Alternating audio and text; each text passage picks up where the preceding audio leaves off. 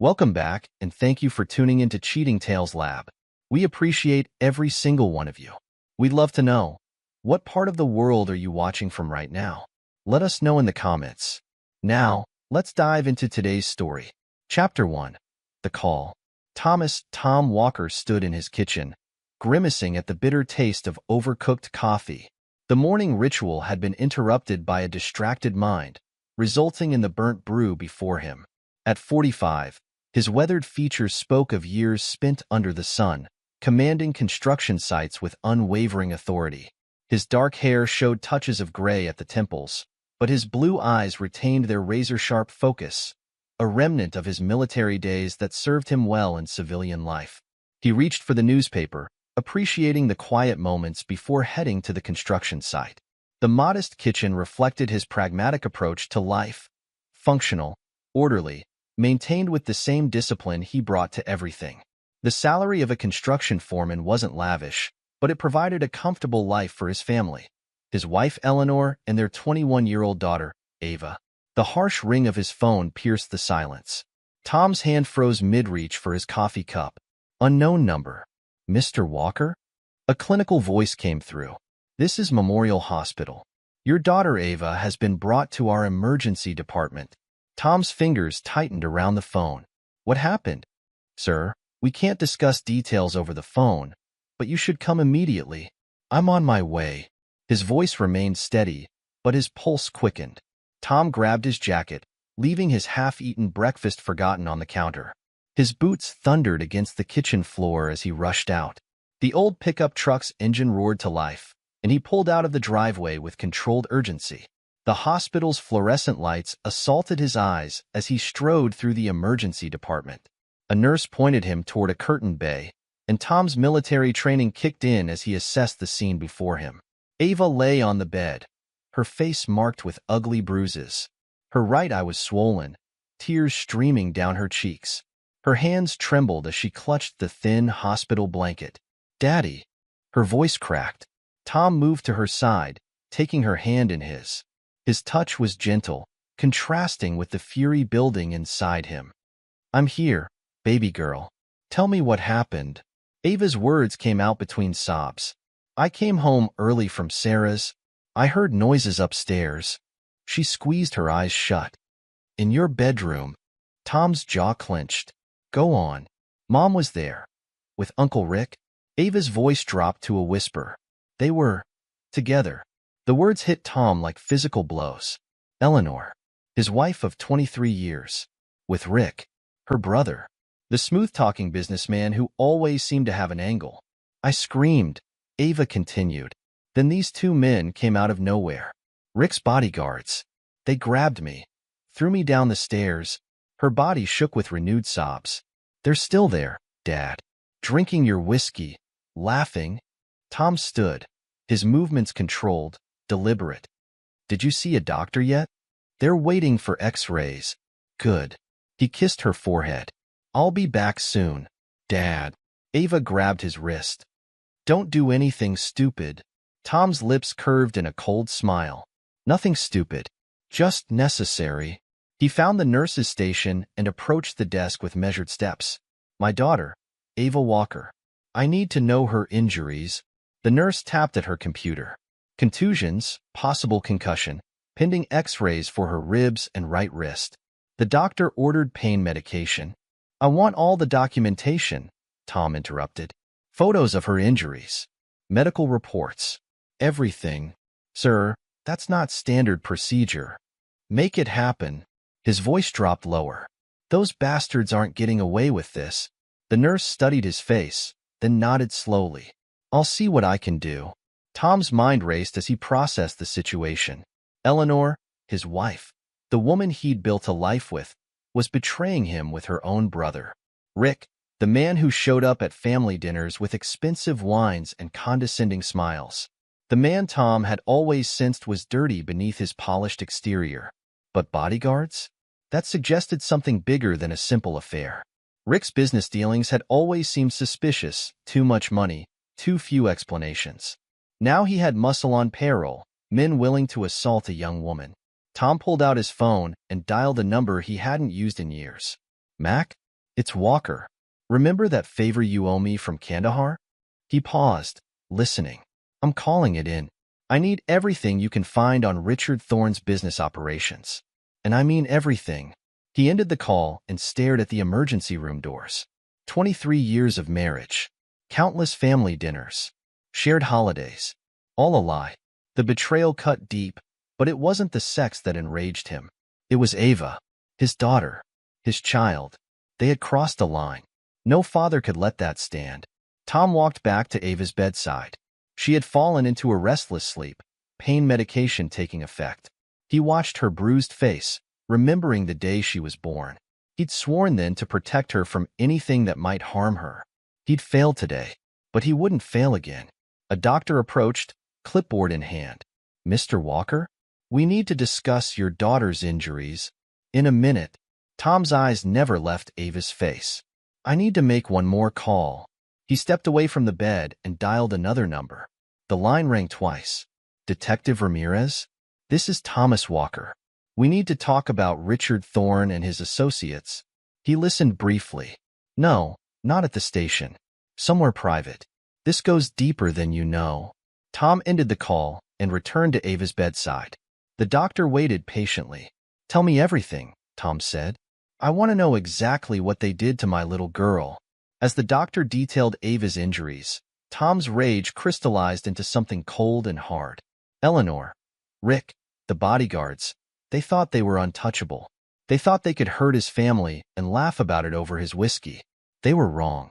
They had no idea what kind of man they were dealing with. But they would learn. Tom would make sure of that.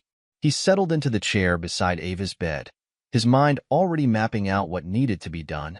First, secure Ava. Then gather intelligence. Then they would understand the mistake they'd made. The mistake of betraying Thomas Walker. The mistake of hurting his daughter. The mistake of thinking they could get away with it. Chapter 2. The Confrontation. Tom's truck crawled down his street, his trained eyes scanning for unfamiliar vehicles. 2 black SUVs with tinted windows sat in his driveway. Professional muscle trying to look inconspicuous in a working-class neighborhood. Amateur hour. He parked a block away and approached on foot, years of military training taking over. The front door hung open, spilling light onto the porch. Music drifted from inside, along with raucous laughter. Tom slipped in through the side door, moving silently through his own home like an intruder. The sound system pumped out bass-heavy music, masking his footsteps. He could smell cigarette smoke in his house, where he'd never allowed smoking. Voices carried from the living room. A man's laughter, deep and arrogant. Rick's voice. You should have seen his face when I showed up at Christmas dinner. Thanks for the wine, Rick. Clueless bastard. More laughter. Eleanor's voice joined in, slurred with alcohol. He never suspected a thing. Too busy with his precious routine. Coffee at 6, news at 6:15. Tom's hands curled into fists. 23 years of marriage reduced to a joke for her brother's amusement. He stepped into the doorway. The scene burned itself into his memory.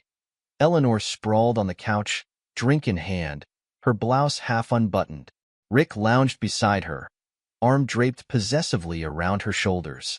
2 men in black suits stood by the windows, trying to look professional despite the beers in their hands. Get out. Tom's voice cut through the music. The room froze. Eleanor's drink slipped from her fingers, splashing onto the carpet. Rick's smirk faltered. Well, Rick drawled, but his eyes darted to his bodyguards. The man of the house returns. 5 seconds, Tom said. Then I start removing you. The first bodyguard, young, muscled, wearing his suit like a costume, stepped forward. Listen, buddy. Tom moved. Years of combat training exploded into violence. His first strike crushed the man's larynx. As the bodyguard clutched his throat, Tom's knee drove up into his solar plexus. The man crumpled, gasping. The second guard reached for a weapon. Tom caught his arm, twisting until bones cracked. The guard screamed. Tom slammed his head into the wall once, twice. The man slumped unconscious. 15 seconds. 2 threats neutralized. Rick stumbled backward, pulling Eleanor with him. Now, Tom, let's be reasonable. Reasonable? Tom advanced on them. Like your men were reasonable with my daughter?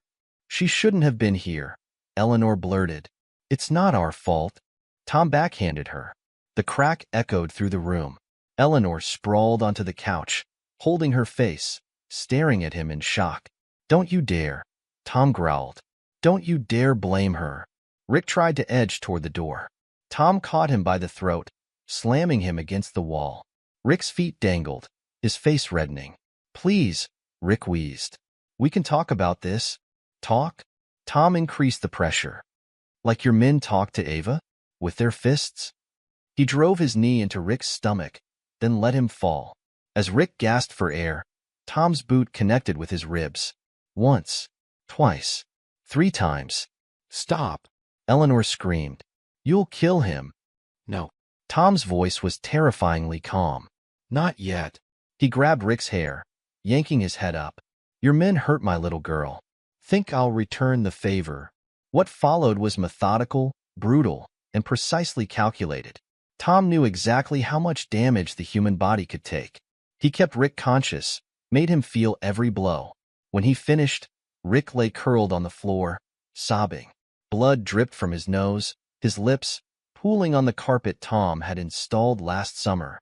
Tom turned to Eleanor. She pressed herself against the couch, trembling. Tommy, please, she whimpered. I can explain. Don't call me that. He looked at her like she was a stranger. Get your things. Get out. If you're still here in 10 minutes, you'll wish you weren't. Eleanor staggered to her feet. Where am I supposed to go? Ask your brother. Tom's laugh held no humor. Once he can talk again. He turned to the bodyguards, one unconscious, one still clutching his throat. Take your boss and get out. If I see any of you again, they won't find your bodies. The conscious guard dragged himself to his feet, helped his partner up. Together they lifted Rick, who moaned in pain. This isn't over, Rick mumbled through bloody lips. You're right. Tom smiled, and both guards took an involuntary step back. It's just beginning. He watched them load Rick into one of the SUVs. Eleanor stumbled after them, mascara streaking her cheeks. She looked back once, but Tom had already turned away. Inside, he surveyed the damage. Broken glass, blood on his carpet, cigarette burns on his coffee table. The home he'd built, defiled by their presence. His phone buzzed. A text from Mac. Found something. Meet me tonight. Tom nodded to himself. Eleanor and Rick thought this was over. They thought he'd had his revenge, spent his rage. They were wrong. This wasn't about revenge. This was about justice. For Ava. For the years they'd laughed behind his back. For every holiday dinner where Rick had sat at his table, planning to destroy his family. Tom walked to his bedroom, their bedroom. The bed where she'd betrayed him still bore the evidence of their affair. He stripped the sheets methodically, carried them to the backyard, and set them on fire. Then he made a series of calls. To his bank. To his lawyer. To Detective Ramirez. Eleanor thought she knew him. Thought he was predictable, boring, safe. She was about to learn how wrong she was. They all were. Chapter 3. The Backstories. In the quiet aftermath of violence, Tom sat in his chair, staring at the blank television screen. The house felt hollow, tainted. Blood still stained his knuckles, Rick's blood. His phone buzzed again. Mac, construction site. 1 hour. Tom closed his eyes, memories flooding back. Afghanistan, 2003. The ambush that nearly killed them both. Mac pulling him to safety as bullets tore through the air. The debt between them written in blood and gunfire. He hadn't always been this man, capable of calculated violence, of cold revenge. Once, he'd been a small-town kid with simple dreams. Military service had changed him, taught him about duty, loyalty, and the harsh realities of a world where violence solved problems that words couldn't touch. The day he'd met Eleanor replayed in his mind. She'd been a waitress at the local diner, all bright smiles and endless chatter. He'd been freshly discharged, still adjusting to civilian life. She'd seemed like an anchor, something real to hold on to while his mind still echoed with gunfire and screams. Their courtship had been swift, passionate. She'd talked about her dreams, a big house, fancy cars, the kind of life her brother Rick enjoyed. Tom had promised to give her everything he could. Not riches, but stability, security, a home. For years, it had seemed enough. They'd had Ava, bought this house, built a life. Tom worked his way up from laborer to foreman, took pride in honest work. Eleanor had seemed happy, or at least he'd thought she was. Now he wondered how long the lies had been going on. How long had she looked at his calloused hands and worn work boots with contempt? How long had she been plotting with Rick, laughing at the faithful husband who trusted her? Rick. Tom's hands clenched at the thought of his brother-in-law, the golden boy of the family, with his designer suits and smooth talk. Tom had never trusted him, had seen the predator beneath the polished exterior. But for Eleanor's sake, he'd welcomed Rick into his home, broken bread with him, endured his subtle jabs and condescending smiles. Tom's phone rang. Detective Ramirez. Walker, he answered. Got some information on your brother-in-law, Ramirez said without preamble. You're not going to like it. Tell me. Those weren't just bodyguards at your house. They're enforcers. Rick's been running a protection racket, squeezing local businesses. He's got cops on the payroll, judges in his pocket. Tom absorbed this. That explains the muscle. There's more, Ramirez continued. Your wife's been making withdrawals. Big ones. Moving money into offshore accounts. How long? 6 months at least. Walker. Ramirez hesitated. They were planning to clean you out. Divorce papers are already drawn up. They were going to take everything, leave you with nothing but debt. Tom's laugh was harsh. Appreciate the intel, Detective Walker. Ramirez's voice sharpened. Don't do anything stupid. Rick's connected. He's dangerous. So am I. Tom ended the call. He stood, moving through the house with purpose. In the bedroom, he opened the closet, pushed aside hanging clothes.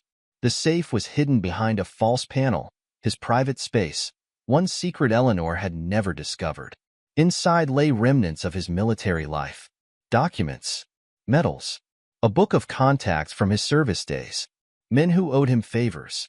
Men who knew how to handle problems quietly. The construction site was dark when he arrived. Mac's truck was parked in the shadows, away from the streetlights. Tom approached cautiously, scanning for surveillance. Old habits died hard. Mac stood by a stack of steel beams, his broad frame silhouetted against the night sky. 20 years of civilian life hadn't softened him. He still moved like a soldier, alert and ready. You look like hell, Mac said as Tom approached. You should see the other guy. Mac nodded toward his truck. Got something to show you. Inside the truck's cab, Mac pulled out a laptop. Been doing some digging on Rick's operations? Man's got his fingers in everything: real estate fraud, protection rackets, money laundering. But here's the interesting part. He turned the screen toward Tom. Bank statements, property records, shell companies. Your wife's name keeps popping up. She's been working with Rick for years, helping him move money around. She's not just his lover. She's his partner. Tom studied the documents, his expression hardening. She played me for a fool. There's more, Mac continued. Rick's got problems. He borrowed big from some dangerous people. Word is, he's desperate for cash. That's probably why they accelerated their timeline with you. Timeline? Mac pulled up more documents. They've been planning this for months. The divorce, the asset transfers, all of it. They were going to bleed you dry, saddle you with Rick's debts. You'd have lost everything. House, savings, maybe even ended up in jail for their financial schemes. Tom absorbed this in silence. The betrayal went deeper than he'd imagined. Not just an affair, but a calculated plot to destroy him. What about Ava? He asked finally. She wasn't supposed to be home today. They got sloppy, got caught. Rick's guys panicked. Tom's jaw clenched. They hurt my little girl. And they'll pay for that, Mac assured him. But you need to be smart about this. Rick's got connections. You go after him head-on, you'll end up dead or in prison. I'm not going to kill him, Tom said quietly. Death's too quick, too clean. I want them to suffer. I want them to lose everything, just like they planned for me. Mac studied his old friend's face. You've got a plan. Getting there. Tom stood. I need you to keep digging. Bank records, business dealings, everything. I want to know every skeleton in their closet. What about Eleanor? Tom's expression turned cold. She made her choice. Now she lives with it. He left Mac and drove home, his mind working through possibilities. The house felt different now, a crime scene, not a home. He walked through each room, noting the small signs he'd missed. The extra phone she'd hidden in her jewelry box. The financial documents tucked behind the filing cabinet. The business cards from offshore banks. All the pieces of their betrayal hidden in plain sight. In Ava's room, he paused. Photos covered her walls. Family vacations, birthdays, graduations. Eleanor smiling, playing the devoted mother while plotting to destroy their lives. His phone buzzed. A text from Ava. When can you pick me up? Tom texted back. Tomorrow morning. Get some rest. Another text came in. This one from Eleanor. We need to talk. Tom deleted it without responding. There was nothing left to say. He spent the night in his chair, cleaning his gun, making lists, planning. Eleanor and Rick thought they knew him, the predictable, reliable Thomas Walker, the man who played by the rules. They had no idea what he was capable of. As dawn broke, Tom made coffee, properly this time, no burning. He'd lived through betrayal before, in war, seen what it did to men. But this was different. This wasn't combat. This was family. They'd brought war to his home, threatened his child. Now they would learn what that meant. The sun rose over his broken home, marking the end of one life and the beginning of another. Thomas Walker, husband, father, builder of homes, was gone.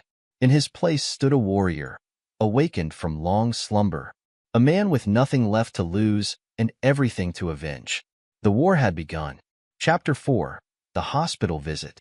Tom strode through the sterile hospital corridors toward Ava's room, his boots echoing against the linoleum. The nurse at the station gave him a nod. They'd grown used to his presence over the past day. Through the door's window, he could see Ava lying in bed, her bruised face turned toward the TV mounted on the wall. Hey, baby girl, he said softly, entering the room. Ava's eyes lit up despite her injuries. Dad. Her voice was stronger than before, but pain still edged her words. Tom settled into the chair beside her bed, taking her hand in his. The bruises on her face had darkened, tracking the passage of time since Rick's men had attacked her. His jaw tightened at the sight. The doctor says I can go home tomorrow, Ava said. Not home, Tom replied. I've arranged for you to stay with Sarah for a while. But Dad. No arguments. His voice was gentle but firm.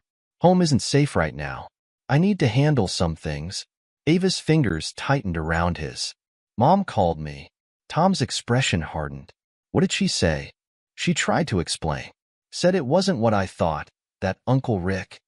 Ava's voice cracked. She said I shouldn't have been there, that it was my fault for coming home early. Tom stood abruptly, pacing to control his rage. Nothing about this is your fault. Nothing. I should have known something was wrong, Ava continued. The way they'd whisper when you weren't around. How Uncle Rick started showing up more often when you were at work. She wiped at her eyes. Mom's been meeting with lawyers. I saw the paperwork in her car last week. I should have told you. You trusted your mother. That's not a crime. Tom returned to her bedside. Tell me everything you remember. When did Rick start coming around more? As Ava spoke, Tom's mind cataloged details, building a timeline of betrayal. Eleanor's real estate meetings that ran late. Rick's casual drop-ins, always when Tom was at the construction site. The whispered phone calls, the hidden documents. A knock at the door interrupted them. Max stood in the doorway, his hospital administrator badge glinting under the fluorescent lights. Got a minute? Mac asked. Tom squeezed Ava's hand. Get some rest. I'll be back soon. In the hallway, Mac pulled him aside. Those guys you roughed up? They're not just muscle for hire. They're connected. One of them worked security for a casino downtown. Lots of mob ties. The other one's got a rap sheet longer than my arm. Assault, extortion, attempted murder. Tom absorbed this. Rick's deeper in than I thought. That's not all. Mac glanced around before continuing. Been asking around about your brother-in-law. He's got protection from someone high up. Cops, judges. Someone's making sure he stays clean. Can you get me names? Mac nodded. Working on it. But watch your back. These aren't amateurs you're dealing with. Tom's phone buzzed. Detective Ramirez requesting a meeting. Keep digging, he told Mac. I need everything you can find. Back in Ava's room, he found her dozing. The medication made her sleep more, which was probably for the best. She didn't need to see what was coming. A nurse entered with fresh bandages. Mr. Walker? We need to document her injuries again. For the police report, Tom watched as they photographed each bruise, each scrape. Evidence. Ammunition. His daughter's pain cataloged in megapixels. The detective handling her case called. The nurse said, they want to interview her tomorrow. No. Tom's voice was final. She's been through enough. They can talk to me. The nurse hesitated. Sir, in cases of domestic violence. This isn't domestic violence. Tom cut her off. This is something else entirely. And I'm handling it. Later, as night settled over the hospital, Tom sat watching Ava sleep. His phone lit up with texts from Eleanor. Please, explanations, threats. He deleted them all. The woman he'd married, the mother of his child, was gone. In her place was a stranger who'd conspired to destroy him, who'd watched their daughter being attacked and done nothing. Tom's fingers traced the military ID he still carried in his wallet. 20 years ago, he'd been a different man, a soldier who knew how to deal with enemies, who understood that sometimes violence was the only language people respected. He'd buried that man when he came home, built a life of peace. But now, watching his daughter's bruised face, he felt the soldiers stirring, rising, ready for war. Eleanor, Rick, they're thugs. They brought violence into his home, hurt his child, tried to take everything. They were about to learn that Thomas Walker hadn't forgotten how to fight. Chapter 5. The Investigation. The police station buzzed with activity as Tom made his way to Detective Ramirez's desk. Isabella Izzy Ramirez was a sharp-featured woman in her 40s, with keen eyes that missed nothing. She motioned him to sit. You look like hell, she observed. Been a rough few days. Izzy pulled out a thick file. Got some information you need to see. Your wife's been busy. She spread photos across her desk, surveillance shots of Eleanor meeting with various men in expensive suits. That's Julian Torres. Izzy pointed to a handsome man in his 30s. Con artist, specializes in real estate fraud. Been on our radar for years, but nothing sticks. Your wife's had at least 6 meetings with him in the past month. Tom studied the photos. What's the connection? Torres helps people hide money, sets up shell companies, offshore accounts. He's good. We've never been able to prove anything. Izzy leaned forward. 3 weeks ago, Eleanor transferred most of your joint savings into an account we can't trace. The paperwork looked legitimate. Your signature was on everything. I never signed anything. No, but someone did. Someone good enough to fool the bank. Izzy pulled out more documents. There's more. Your brother-in-law's businesses? They're fronts. Money laundering, probably drugs. Those bodyguards who hurt your daughter? They work for the Castellano family. The name hit Tom like a physical blow. The Castellanos controlled most of the city's organized crime. If Rick was involved with them, you need to back off, Izzy warned. These people don't play games. They'll kill you and never think twice. Tom's laugh was harsh. They already tried to destroy me. Hurt my daughter. You expect me to walk away? I expect you to be smart. Izzy lowered her voice. Look, I can't officially help you. But unofficially? She slid a USB drive across the desk. This contains everything we have on Torres, Rick, and their operations. Account numbers, business records, surveillance reports. Just be careful how you use it. Tom pocketed the drive. I owe you. Yeah, you do. And Tom? She caught his arm as he stood. Whatever you're planning, make sure I don't have to arrest you for it. From the police station, Tom drove to his bank. The manager's face was sympathetic as she reviewed his accounts. I'm sorry, Mr. Walker. The transfers were all properly authorized. Your wife had power of attorney. Show me everything she moved. Where it went. The manager pulled up transaction records. Tom's jaw clenched as he saw their savings disappear. College funds, retirement accounts, all gone. Eleanor had been thorough. His phone buzzed. Max sending coordinates for a meeting. Tom found him in the hospital parking garage, smoking despite regulations. Got those names you wanted, Max said. Judge Michael Preston's been handling all cases involving Rick's businesses, dismissing charges, sealing records. The Castellanos own him. What about the bodyguards? Vincent Caruso and Tony Battaglia. Career criminals. Caruso's still in ICU. You did a number on him. Battaglia was released this morning. Tom nodded. Where does he live? Mac's eyes narrowed. Why? Need to ask him some questions. These guys are professionals, Tom. They'll kill you. They can try. Tom's voice was cold. You going to tell me where he lives or not? Mac sighed, handing over a piece of paper. Your funeral. Tom's next stop was his house. Eleanor had cleared out most of her things, but he wasn't interested in clothes or jewelry. He went straight to her home office, the one place she never let him organize. The filing cabinets yielded a treasure trove, bank statements, correspondence, records of meetings. Eleanor had documented everything, probably to protect herself. Now her own paranoia would help destroy her. A hidden folder contained photos, Eleanor with Rick in intimate situations. Blackmail insurance, Tom realized. She'd been playing everyone, even her partner in crime. His phone rang, Eleanor's number. He almost deleted it, then reconsidered. Time to start playing his own game. Yes? Tommy, please. Her voice was tearful. We need to talk. This isn't what you think. No. His voice was conversational. So you didn't steal my money? Didn't watch while Rick's men threw our daughter down the stairs? I didn't know they would hurt her. Rick promised. Rick promised what? That he'd help you bleed me dry? Set me up for his crimes? Silence on the line. Then, how did you know about? I know everything, Eleanor. About Julian Torres. About the Castellanos. About Judge Preston. He let that sink in. You really should have been more careful with your paperwork. Tom, please. Real fear in her voice now. You don't understand what you're dealing with. These people. No, you don't understand. You brought these people into my home. Let them hurt my child.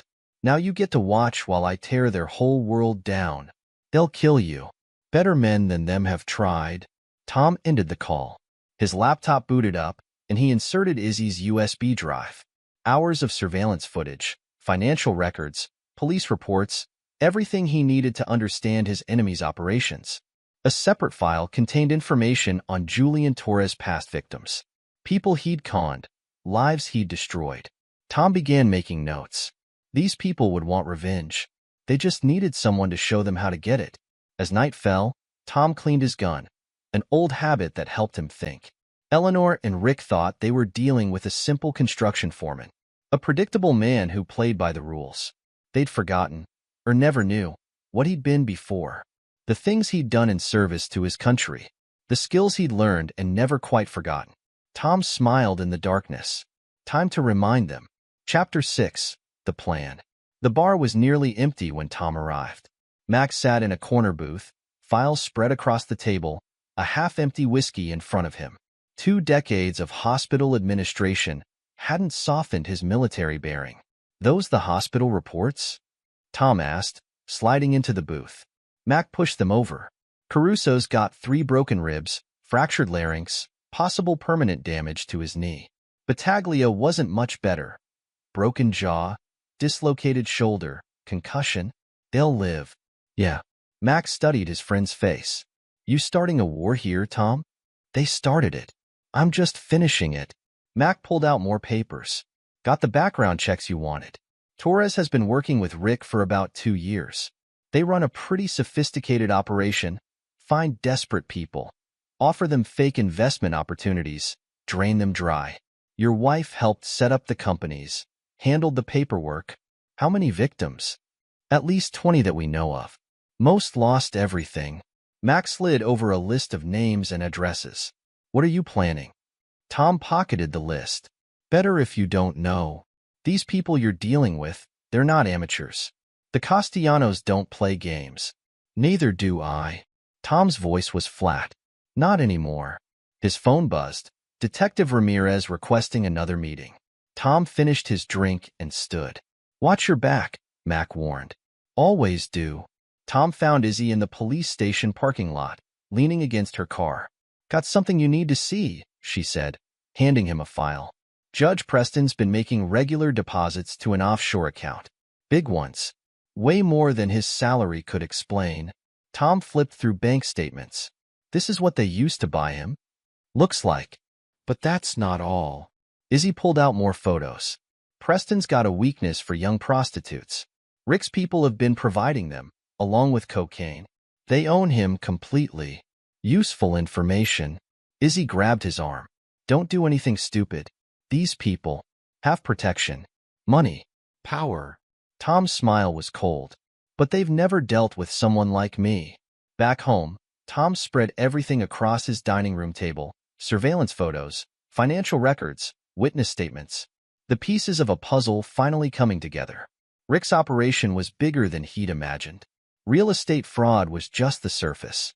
Below that lay layers of money laundering, drug trafficking, prostitution, all protected by corrupt officials and mob connections. Eleanor had to have known. Yet she'd chosen to ally herself with them, to help them destroy him. His phone lit up, a text from an unknown number. "Back off while you can. Last warning." Tom saved the number. Useful to know they were worried enough to threaten him. He began making notes, mapping out connections and vulnerabilities. Rick's operation depended on keeping victims quiet, maintaining a legitimate facade. What happened when that facade cracked? Judge Preston was the weak link. Take him down, the whole protection scheme would crumble. But first, Tom pulled out the list Mac had given him: Torres victims. People who'd lost homes, savings, businesses. People with nothing left to lose. Time to give them a chance at revenge. His laptop contained templates for business letters, corporate documents. Within hours, he'd crafted invitations to a private investment recovery meeting, anonymous tips about where their money had really gone. Seeds of destruction, ready to sprout. Next, he accessed the surveillance footage Izzy had provided. Preston leaving brothels. Preston meeting with known drug dealers. Preston accepting envelopes of cash from Rick's associates. 3 copies, burned to separate drives. One for the media, one for the bar association, one for Preston himself. Tom's phone buzzed again. "Ava. Dad? When can I come home?" "Not yet, baby. Soon." He kept his voice gentle. "How are you feeling?" "Better. Sarah's parents have been really nice." A pause. "Mom keeps calling." "Don't answer." "I wasn't going to." Ava's voice hardened. "I saw what they did to you. What they tried to take from us. None of that matters. You're what matters. Just be careful, okay? I can't lose you too." "You won't." Tom's resolve strengthened. "Get some rest. I love you." After hanging up, Tom returned to his planning. The pieces were in place. Judge Preston's corruption. Torres victims. The Castellanos criminal empire. All connected, all vulnerable. Pull the right threads, the whole thing would unravel. His phone lit up. Eleanor again. "This time," he answered. "Last chance," he said before she could speak. "Tell me where the money is." "I can't." Her voice shook. "They'll kill me." "Then you better hope they get to you before I do." He ended the call and went back to work. The soldier in him recognized this for what it was: not revenge, but warfare. Intelligence gathering, target assessment, strategic strikes. Eleanor, Rick, Torres, the Castellanos, they were about to learn what happened when you pushed a trained killer too far. When you hurt his family. Tom smiled in the darkness. The storm was gathering. Time to let it break. Chapter 7. The Trap. Tom sat in his truck outside Julian Torres' office building, watching through binoculars as the con man's victims arrived one by one. 20 people whose lives Torres had destroyed, each carrying manila folders filled with evidence of his schemes. Tom had contacted them all, provided proof of Torres' fraud, and given them a chance at payback. His phone buzzed. A text from Izzy. "Judge Preston just signed the warrants. Move when ready." Tom checked his watch. In 30 minutes, Preston would realize his error, signing search warrants for properties owned by his Castellano family benefactors. By then, it would be too late. Inside the building's lobby, the victims gathered, anger radiating from their faces. A banker who'd lost his pension. A widow whose house had been stolen through forged documents. A A contractor forced into bankruptcy. All of them waiting for Torres to arrive. Tom's burner phone rang. Danny Lee's number. The transfers are done, Danny said.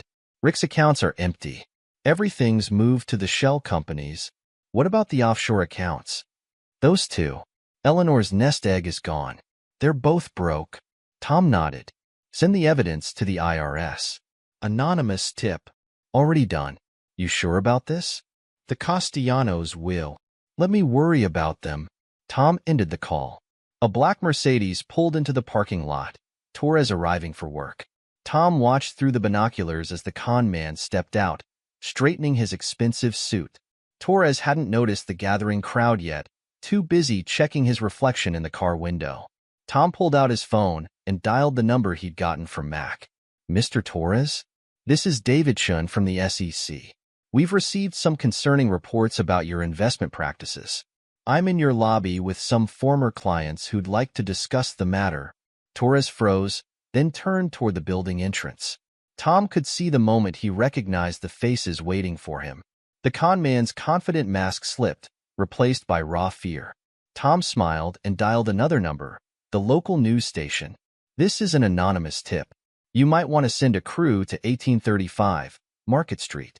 A group of fraud victims are confronting the man who stole their life savings. Torres tried to retreat to his car, but the crowd had already spotted him.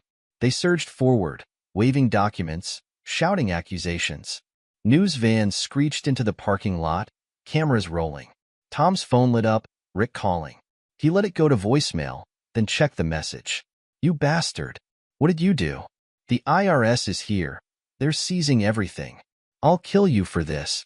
Another call, Eleanor this time. Her voice shook with panic. Tom, please. They're saying it was all fraud, that Rick was laundering money. They're freezing my accounts. I need help. Tom deleted the message without responding. Through the binoculars, he watched Torres trying to push through the crowd, his designer suit now wrinkled and torn. Camera crews captured everything as the victims shared their stories, decades of fraud exposed in the harsh light of day. Police cars arrived, lights flashing. Tom recognized Izzy stepping out of an unmarked vehicle, warrant in hand. She timed it perfectly, Torres caught on camera, surrounded by his victims, as federal agents moved in to arrest him. Tom's burner phone buzzed, a text from Danny. Files sent to the SEC, Torres' entire operation exposed. Rick's connection to the fraud documented. They'll both go down for this. The plan was working perfectly. Torres would talk to save himself, implicating Rick in the fraud. Rick would panic, probably try to run. The Castellanos would realize he'd become a liability. Tom started his truck and pulled away, leaving chaos in his wake. One target down, 2 to go.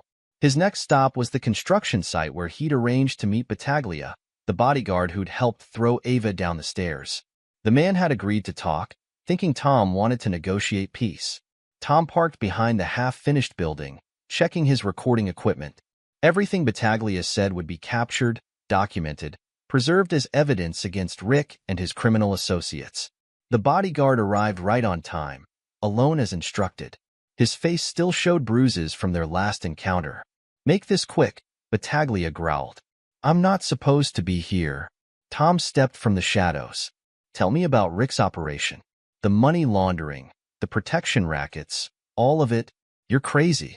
I'm not saying anything. Tom pulled out his phone, played a recording. Battaglia discussing drug shipments, naming names, detailing criminal operations. The bodyguard's face went pale. How did you? Your partner Caruso talks in his sleep. Hospital rooms have surprisingly thin walls. Tom's voice hardened. Start talking, or this goes to the feds. And the Castellanos. Battaglia talked. For an hour, he detailed Rick's crimes, his connections to organized crime, the complex web of corruption he'd built. Tom recorded everything. When Battaglia finished, Tom handed him an envelope. Plane ticket to Miami. Cash for a fresh start. Disappear, or the recording goes public. The bodyguard grabbed the envelope with trembling hands and fled. Tom sent copies of the recording to multiple secure locations. Insurance, in case anything happened to him. His phone buzzed, Max sending coordinates. Time for the next phase. Rick would be panicking now, watching his empire crumble. Eleanor would be desperate. Her stolen money vanished into untraceable accounts. Both of them running scared, making mistakes. Tom smiled in the darkness. The trap was sprung. Now came the fun part, watching them destroy themselves trying to escape it. Chapter 8. The Confrontation. The warehouse district was deserted at this hour, silent except for the distant rumble of freight trains. Tom parked his truck behind an abandoned loading dock and checked his weapons. The Glock was clean, loaded. The backup piece strapped to his ankle. Not that he planned to need them. His phone lit up with texts. Danny, Rick just tried accessing the accounts. They're all empty. He's freaking out. Mac, Castellano enforcers spotted at Rick's office. They don't look happy. Izzy, Preston's singing like a bird. Naming names, dates, everything. The whole operation's exposed. Tom deleted the messages and stepped out into the night. The warehouse ahead had been Rick's primary money laundering front, wholesale electronics business that never seemed to ship any actual products. Now it would become the stage for Rick's downfall. The security cameras were already disabled, thanks to Danny's hacking skills. Tom moved through the shadows, counting heartbeats. Right on schedule, a black SUV pulled up to the loading dock. Rick stumbled out, clutching a briefcase. His expensive suit was rumpled, his face pale with fear. 2 Castellano soldiers flanked him, their expressions grim. The money's here. Rick's voice cracked. All of it. Just let me explain. The larger soldier grabbed the briefcase, checked inside. It's empty. What? No. That's impossible. Rick's eyes darted wildly. It was just here. Someone must have. You lost 10 million of the family's money, the second soldier growled. Mr. Castellano wants answers. Tom stepped into view, enjoying Rick's look of terror. Looking for this? He held up a USB drive. Bank records, transfer histories, proof of where all that money really went? You. Rick lunged forward, but the soldiers held him back. This is your fault. No, Rick. This is your fault. You got greedy. Sloppy. Tom's voice was conversational. Did you really think you could steal from the mob and get away with it? I didn't steal anything. It was business. Really? Tom turned to the soldiers. Check his offshore accounts. The ones he thought were secret. He's been skimming for years, playing both sides. The larger soldier's phone buzzed. He checked it, then nodded to his partner. Boss says it's true. We found the accounts. Rick's face went ghost white. No, wait. I can explain. The boss doesn't want explanations. The soldier's hand moved to his weapon. He wants his money. I'll get it back. I just need time. Time's up, Rick. Tom's smile was cold. The feds are closing in. The judge is talking. Your whole operation's exposed. The Castellanos can't risk keeping you alive. Please. Rick turned to the soldiers. I've got dirt on everyone. Names, dates, recordings. That's supposed to make us trust you more? The soldier's gun appeared. Tom stepped back into the shadows. Goodbye, Rick. Say hello to your friends in hell. Rick's screams echoed through the warehouse. 2 shots, muffled by suppressors. Then silence. Tom waited until the SUV pulled away, then made an anonymous call to the police. They'd find Rick's body, assume it was a mob hit. Case closed. His phone buzzed. Eleanor calling again. This time he answered.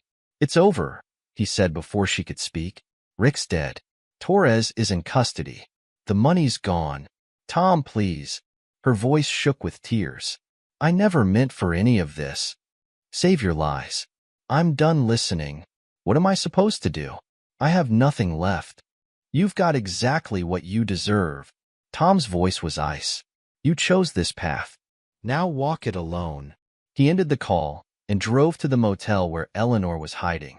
She opened the door at his knock, her designer clothes replaced by cheap department store wear, her makeup smeared from crying. Come to gloat, she spat. Come to deliver your divorce papers. And this. He handed her an envelope containing proof of her involvement in Rick's crimes. Try anything. This goes to the feds. You'll join your brother in hell. You can't prove anything. Want to bet? Tom's smile was terrible. I've got recordings, bank records, witness statements. Everything. Eleanor's shoulders slumped. What do you want? Sign the papers. Disappear. Never contact me or Ava again. And if I don't, then I destroy you completely. Your choice. She signed. Tom left her there, sobbing in her cheap motel room, her dreams of wealth and power shattered. His phone buzzed, Izzy calling with updates. The investigation was proceeding exactly as planned. Rick's death would be ruled a mob hit. Torres was cooperating, implicating everyone. The Castellanos were turning on each other, their empire crumbling. Tom drove home, satisfaction warming his chest. They tried to destroy him, hurt his daughter, steal everything he'd built. Instead, he'd annihilated them completely. Chapter 9. The Aftermath. Sunlight streamed through the kitchen window as Tom made coffee. Properly this time, no burning. The morning paper's headline screamed, Major Crime Ring Exposed. Below that, prominent businessman found dead in warehouse. His phone buzzed, Mac checking in. It's all over the news, Mac said. Rick's murder, Torres' arrest, the whole operation exposed. You sure about this? It's done. Tom sipped his coffee. The Castellanos think Rick stole their money. The feds think it was a mob hit. Case closed. And Eleanor? Broke, alone, running scared. She signed the papers this morning. Good. Mac paused. Ava okay? Getting there. She's coming home today.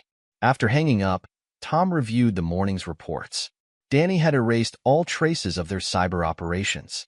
Izzy had sealed the case files, marking Rick's murder as solved, organized crime. The Castellanos were too busy dealing with federal investigations to worry about revenge. His doorbell rang, Ava returning from Sarah's house. She looked better, her bruises fading, her smile genuine. Hey, Dad. Tom hugged her gently. Welcome home, baby girl. I saw the news. She studied his face. Did you? Better if you don't ask questions you don't want answered. Ava nodded. Mom called me. What did she say? Begged me to help her. Said she was sorry, that she had nowhere to go. Ava's voice hardened. I told her she should have thought about that before betraying us. Pride swelled in Tom's chest. His daughter was strong, like him, unforgiving of betrayal. His phone buzzed. Detective Ramirez. Just wanted you to know, Izzy said. Torres rolled on everyone. Judge Preston's going away for decades. The whole corruption ring is exposed. Appreciate the update. Tom. Her voice softened. It's over. Let it go now. He ended the call and joined Ava in the kitchen. She was making breakfast, humming softly. What now? She asked. Now we rebuild. Together. Later, alone in his study, Tom reviewed the final pieces of his revenge. The offshore accounts where he'd hidden Rick's stolen millions, insurance against future threats. The files documenting Eleanor's crimes, ready to destroy her if she ever returned. The network of allies he'd built, Mac, Danny, Izzy, loyal friends who understood the importance of justice. His phone buzzed one last time. An unknown number. He answered cautiously. Mr. Walker? A cultured voice, probably Castellano himself. I want to thank you for exposing Rick's theft. The family appreciates your discretion. Just wanted justice. Indeed. Consider yourself under our protection. No one will trouble you or your daughter again. Tom smiled. Appreciate that. He ended the call and deleted the number. Everything had worked perfectly. His enemies destroyed, his daughter safe, his future secure. The soldier in him recognized a complete victory. The doorbell rang. Mac, Danny, and Izzy arriving for dinner. His new family, forged in battle, tempered by loyalty. Tom joined them, accepting their congratulations, their concern, their friendship. He was no longer the naive man who trusted too easily. He'd become something harder, colder, more dangerous. But watching Ava laugh with their friends, seeing her heal from the betrayal, he knew it had been worth it. He protected what mattered, destroyed those who'd threatened his family. The war was over. He'd won. And God help anyone who ever tried to hurt them again. Epilogue. 5 years later. The construction company's new headquarters stood proud against the city skyline. Walker and Associates Construction displayed in bold letters across the glass facade. Inside his top-floor office, Thomas Walker reviewed the quarterly reports with the same intensity he once used to plan military operations. At 50, his hair had more gray than dark now, but his blue eyes retained their piercing focus, and his body remained combat-ready through disciplined training. The intercom buzzed. "Mr. Walker? Your daughter's here. Send her in." Ava strode into the office, now 26 and carrying herself with confident grace. Her law degree hung on Tom's office wall, paid for with Rick's stolen millions, a fact that always made him smile. She'd specialized in prosecuting financial crimes, turning their family's tragedy into a weapon against others like Julian Torres. "Ready for lunch, Dad?" Tom closed his laptop. "Always. How's the Martinez case going?" "Another wannabe Julian Torres." Ava's smile was sharp. He thought he could run a real estate scam targeting elderly veterans. "Bad choice. Judge granted all our motions this morning. He's looking at 20 years minimum." They took the elevator to the parking garage where Tom's new truck waited, still practical, but now top of the line. "Some habits died hard. Heard from Mac this morning," Tom said as they drove. "The hospital's naming him chief of operations." "Good. He deserves it." Ava checked her phone. "Izzy's making deputy chief next month. Danny's cybersecurity firm just landed another government contract." Their friends had prospered in the years since Eleanor and Rick's downfall. Loyalty, Tom had learned, paid better dividends than betrayal. The restaurant was upscale but discreet, one of their regular spots. The maitre d' led them to their usual corner table, positioned to watch all entrances. Another habit that hadn't faded. "Sarah's getting married next month," Ava mentioned as they studied the menus. "Asked me to be maid of honor." Tom nodded. Sarah had been Ava's rock during the darkest days, offering shelter and support. Her family had become extended family. "Mom tried reaching out again," Ava said quietly. Tom's hand tightened on his water glass. "When?" "Last week. Email from a new account." Ava's voice was cold. Wanted to explain her side now that she's found peace or whatever. "I blocked her." Tom nodded approval. Eleanor had tried several times over the years to reconnect. Each attempt met with silence. She'd moved to Florida after the divorce, remarried some retiree, tried to rebuild her life. Tom kept tabs on her through various channels, not out of sentiment, but strategy. Know your enemies, even defeated ones. "Any word on Rick's old associates?" Ava asked. "Castellanos are mostly legitimate now. The old man died last year, his sons running clean businesses." Tom had maintained a carefully neutral relationship with the crime family. Mutual respect, mutual distance. Julian's still in prison. Another decade at least. Their meals arrived. Steak for Tom, grilled salmon for Ava. They ate in comfortable silence for a while. "Company's expanding again," Tom mentioned. "Bought that development firm in Phoenix. The one Rick tried to steal from that widow?" Ava's smile was vindictive. "Nice touch." Tom returned the smile. The company's growth had been strategic, methodical. Each acquisition either strengthened their position or settled old scores. The millions he'd stolen from Rick had been seed money for an empire built on legitimate success. "Detective Rodriguez called yesterday," Ava said. "Remember that cold case they reopened? Rick's murder." Tom's face revealed nothing. "Oh. Officially closed now. Ruled a mob hit. Case inactive." Ava met his eyes. No new leads. They'd never discussed Tom's exact role in Rick's death. Ava had never asked, understanding some questions were better left unvoiced. But she knew her father, knew what he was capable of, knew he'd do anything to protect family. After lunch, they walked to the park where Ava had played as a child. The old playground had been replaced by new equipment, funded by an anonymous donation from Walker and Associates. "James proposed," Ava said suddenly. Tom turned to study his daughter. James Chun was a prosecutor she'd met 2 years ago. Smart, honest, devoted to Ava. Tom had run extensive background checks, of course. The man was clean. "What did you say?" "Said I needed to think." Ava sat on a bench. "Hard to trust, you know? After what happened with Mom." "James isn't Rick or Eleanor," Tom said carefully. "He's proven himself. You approve?" "I approve of anyone who makes you happy and treats you right." Tom's voice hardened. "And he knows what'll happen if he doesn't." Ava laughed. Yeah, he's terrified of you. In a healthy way. They watched children play for a while, parents hovering nearby. Normal lives, normal concerns. Tom sometimes wondered what that was like. Izzy mentioned they found Eleanor's ex-boyfriend Julian's old storage unit. Ava said, lots of documents. Could cause problems for some people. Already handled, Tom replied. Danny scrubbed anything sensitive. Far as anyone knows, it was empty. The company's cybersecurity division, run by Danny with military-grade protocols, had proven invaluable over the years. Information was power, and Tom believed in controlling both.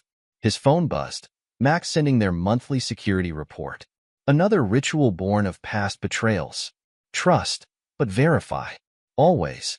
Sarah wants you to walk her down the aisle, Ava mentioned. Her dad's okay with sharing the honor. Tom felt a warmth in his chest. Family wasn't always blood. Sometimes it was the people who stood by you in the darkness.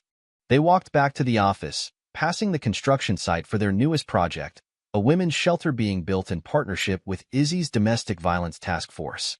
Another way of balancing scales. Dinner tonight? Ava asked as they reached her car. James wants to talk to you. Properly. Tom nodded. Tell him to bring that bourbon he's been saving. And remind him I'm an excellent shot. Ava kissed his cheek. Love you, Dad. Try not to terrorize my boyfriend too much. No promises. Watching her drive away, Tom reflected on the years since Eleanor's betrayal. He'd rebuilt more than a business empire. He'd forged a new family, stronger than blood. Created a legacy built on loyalty instead of lies. Back in his office, Tom reviewed the day's reports. Construction projects across 3 states. Investment portfolios managed by trusted associates. Security briefings from Danny's team. A well-oiled machine, every part carefully controlled. Mac's weekly check-in arrived by encrypted email. Eleanor, still in Florida. New husband's health failing. No suspicious activities. Julian, denied parole again. No outside contacts. Castellanos, business dealings clean. Territory stable. Judge Preston, dead in prison. Natural causes. Battaglia, still in witness protection. Keeping his silence. Tom archived the report with 5 years of similar updates. The past never died, but it could be managed, contained, controlled. His phone rang, James Chun requesting a meeting before dinner. Probably wanting to do things properly, asked permission. Old-fashioned, but Tom appreciated the gesture. Come by the office, he told James. We'll talk. The young prosecutor arrived promptly, suit pressed, manner respectful but not fearful. Good signs. Sir, I want to discuss Ava. Sit. Tom gestured to a chair. Let's talk about your intentions. 2 hours later, satisfaction settled in Tom's chest. James had proven himself again. Honest about his feelings, clear about his plans, unafraid to stand his ground when challenged. A worthy partner for Ava. The engagement ring James showed him was elegant, not flashy. The prenup he proposed was fair. His background remained clean, his career trajectory solid. Most importantly, he understood what family meant, what loyalty required. I'll never hurt her, James promised. Never betray her trust. No, Tom agreed pleasantly. You won't, because you know what happens to people who hurt my family. James met his eyes steadily. Yes, sir. I know exactly what happens. Tom smiled. The young man had done his research, understood the warnings wrapped in Rick's unsolved murder, Eleanor's exile, Julian's downfall. Good. Welcome to the family, son. Now, about that bourbon. Later that night, Tom stood at his office window, watching his city sparkle. His empire had been built on the ashes of betrayal, forged in the fires of revenge. But it had become something more. A fortress protecting those he loved, a legacy worthy of his daughter's inheritance. Eleanor and Rick had taught him valuable lessons about trust and betrayal. He'd learned them well, built his new life on their bitter wisdom. Now he had everything they tried to steal: wealth, power, respect, and things they'd never understood: loyalty, family, honor. His phone buzzed with an alert from Danny's security team. Routine update. Nothing urgent. The world turned. Threats emerged and were contained. Life went on. But now he controlled the game instead of being played. Tom smiled in the darkness, remembering Eleanor's tears, Rick's terror, Julian's pleas for mercy.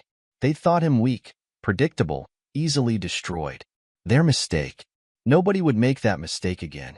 His new family, Ava, James, Mac, Izzy, Danny, even Sarah, understood what mattered. Loyalty above all. Honor among warriors. Protection for those who earned it. Destruction for those who betrayed it. The past was settled. The future secured. And Thomas Walker stood guard over both, unchanged in the ways that mattered. A protector, a warrior, a man who never forgave betrayal and never forgot his enemies. Let anyone who doubted that truth ask Eleanor, rotting in Florida exile. Ask Julian, growing old in prison. Ask Rick. Oh wait, they couldn't ask Rick anything. Not anymore. Tom's smile widened as he turned from the window. Time to head home, prepare for dinner with his growing family. Tomorrow would bring new challenges, new opportunities, new chances to prove that loyalty mattered more than blood. The war was long over. He'd won it completely. Now he ruled the peace with the same iron will that had brought him victory. Just as it should be. Just as it would always be. After all, some things never changed. And Thomas Walker's dedication to protecting his family, punishing those who threatened it, would never change at all. This is where our story comes to an end. Share your thoughts in the comments section. Thanks for your time. If you enjoy this story, please subscribe to this channel. Click on the video you see on the screen, and I will see you there.